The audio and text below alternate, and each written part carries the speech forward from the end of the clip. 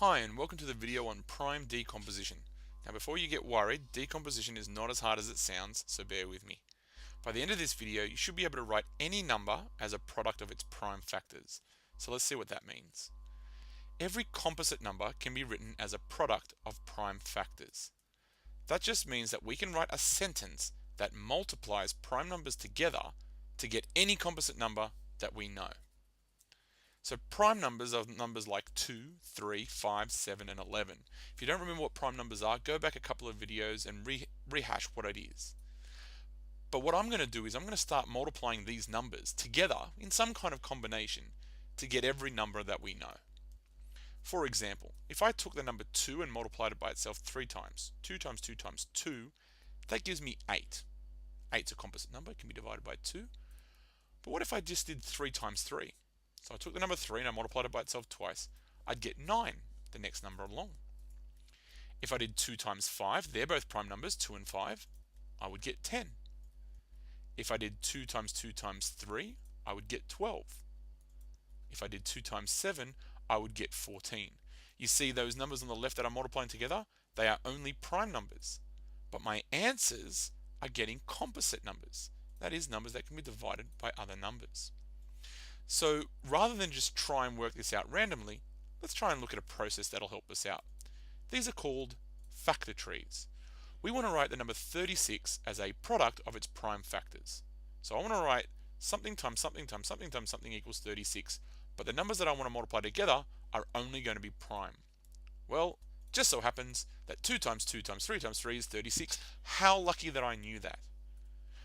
But that's not what this video is about. This video is about giving you a process that you can practice and repeat so that you can get a number for yourself.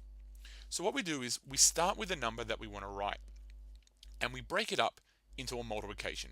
We pick two numbers that multiply together to get 36. Now there are a couple of combinations. I'm going to choose 4 and 9. And what I do is I repeat this process for each number that I have until I get down to two prime numbers. So look at the number 4. I can write that as 2 times 2. They're both prime numbers, so I'm going to stop there. I don't need to decompose this number anymore. Decompose means to break down. If I look at the number 9, I can write 9 as 3 times 3. Again, these are both prime numbers, so I'm going to stop. Now all my numbers at the bottom of my tree are all prime. So I like to circle them to show that I'm finished. Now I can write 36 as 2 times 2, which is 4, times 3 times 3, which is 9, and 4 times 9 is 36. I've been able to write 36 as a product, which means times, as a product of prime numbers. Let's take a look at another example. We're going to write 18 as a product of prime factors. So I'm going to start with 18, and it's going to branch off into two numbers that multiply together to get 18. Now I could choose 2 and 9, but I'm going to choose 3 and 6. As long as I don't choose 1, because 1 is not a prime number, so it's not useful to divide it by 1, I'm going to choose 3 and 6. Now 3 is a prime number, so I'm going to leave it there, but 6 isn't. 6 can be broken up into 2 times 3. Now all these numbers on the bottom are all prime. So I can write 18 as 2 times 3 times 3. You'll notice that I'm going in ascending order from my smallest prime number up to my biggest. That's the way that we write out our prime factors. Alright, let's try a bigger number now. Let's try 600 as a product of prime factors.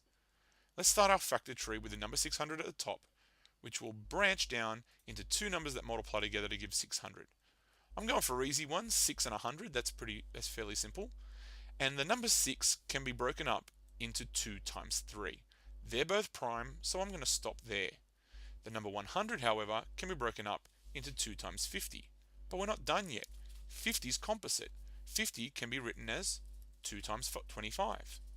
But again, not done. 25 can be broken up into 5 times 5. All the numbers on the bottom of my factor tree are all prime now, so I can stop. So I can write 600 as 2 times 2 times 2 times 3 times 5 times 5. Now that's quite long, and in the last set of videos we talked about index notation, so we can write this using index notation as well.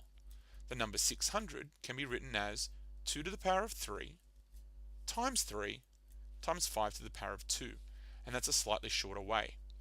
In this video, we have learned how to use factor trees to write numbers as products of their prime factors. So what should you write? Well, the factor tree is a really good idea, as well as writing out the 3 examples that I went through in this video. Feel free to pause it at any stage so that you can get it down. And that's it. Hopefully now you can write almost any number as a product of its primes. And as always, if you have any questions, ask me in class. Good luck.